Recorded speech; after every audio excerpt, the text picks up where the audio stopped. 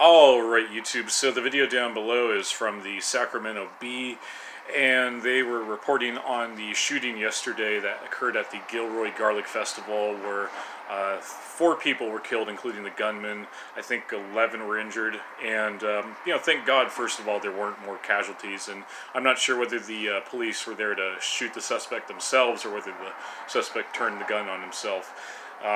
It didn't sound like he really did a good job, though. It sounded like he had, I think he had an assault rifle, but he was not able to rack up a very high body count, and we're thankful for that. But let's go ahead and just take a look at this fact that all these different areas in the United States, Chicago, D.C., New York City, many parts of California, especially closer to the cities that have very strict gun laws, happen to have very high crime rates involving guns.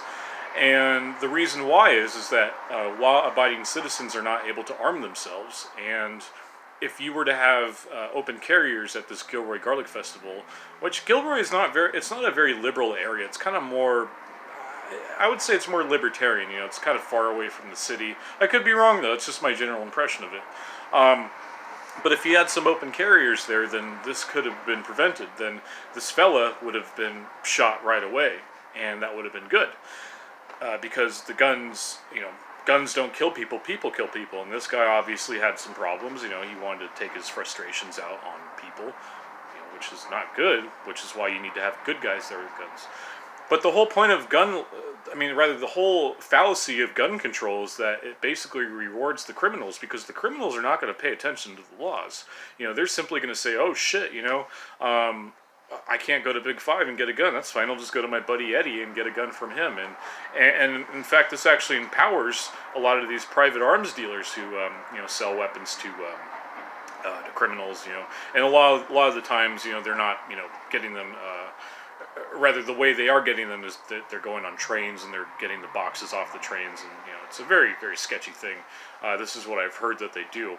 But if you were to make all guns legal, then Big Five, Outdoor World, more local and contemporary, played against sports, they would be doing some pretty good business now, because all these people that are aware of the fact that the police are not able to protect everybody at every single moment at any given time, they would be able to defend themselves. They would say, okay, shit, there's a shooting in my neighborhood. I'm going to go get a Mossberg 500, and in case anybody tries to loot my house while I'm sleeping, just fire that shit up in the sky. That'll scare them off, especially if they're not armed. But if they are armed, of course, that's when good guys having guns is a good thing, and obviously bad guys having guns is no longer a viable threat, because, well, we'll see who wins that one. I hope that the good guy wins, most often than not. But anyways, or more often than not. And you also have to look at the original gun control that was happening here in the United States with the Jim Crow laws. Technically, gun control is racist, because the Jim Crow laws basically said, well, it was a multitude of things. I think it also involved segregation, separate schools, separate restaurants, separate drinking fountains, all this, riding at the back of the bus, I guess, is the old adage with Rosa Parks. I'm sorry to laugh, but you just kind of have to laugh sometimes, but, the original basis of gun control in the United States is technically racist if you're going off of what the left says. And here's another thing, too, and I keep trying to make this point, but I have yet to be refuted, so I'm going to keep making this point. But all these people that are calling for more gun control here in the modern times, they're basically saying, oh, well, all guns should be illegal, and the police should be able to, police should protect us. You don't need to own a gun. You can call the police.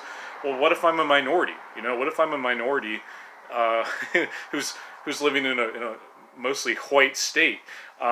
Shouldn't I be able to arm myself? And then you get the NPC reaction where they just kind of have a blank stare on their face, and they go, like, yeah, NPC angry, orange man bad, white man bad, just the usual bullshit. But that's kind of my whole argument for, allowing people to own guns. And I think even the Jimmy Dore crowd is coming along. That's why I don't think that they're really harping on, gun carrying, gun-toting Americans as much, because Jimmy Dore's thing is like, hashtag arm the poor. Well, that should be, it should apply to everybody. Everybody should get guns, even the middle class. I know the Jimmy Dore crowd really doesn't like the middle class because they think they're part of the elite, which is just fucking ridiculous. But still, um, we should all be able to own guns, of course. And in closing, they're going to use this shooting as a way to push their narrative that white supremacy is on the rise here in the United States because this fella, I guess he quoted something from a fella who went by the name of Ragnar, and he was like, said, "Oh, might is right." I thought the original quote was "white is right," but could be wrong there. Anyway, so this fella, what's his name, Santino Legan, the shooter from yesterday, or the alleged shooter, he posted this shit on his Instagram, and I think his Instagram account only existed from July 24th to July 29th when it was deactivated today, which is kind of suspicious if you think about it. I mean, it's like he was only around for that long? Interesting. I don't know. Could be a false flag. Don't know.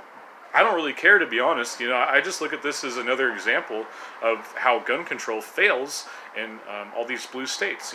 Honestly, I think that we need to really look to the future and say that securing our Second Amendment is probably going to be the most important thing in terms of preserving the republic. Because if we don't have our guns, that is what they're counting on us to do, like they did in Australia, like they're doing in New Zealand as we speak, and like they did in Britain, and many other places, Nazi Germany, Mao's China, Stalinist Russia. They all had to give up their guns. And I just say, it's like, well, we don't want to turn out like those countries. We are the United States of America. We are the greatest country on earth. We're the greatest country that ever existed, even better than the Roman Empire, in my humble opinion.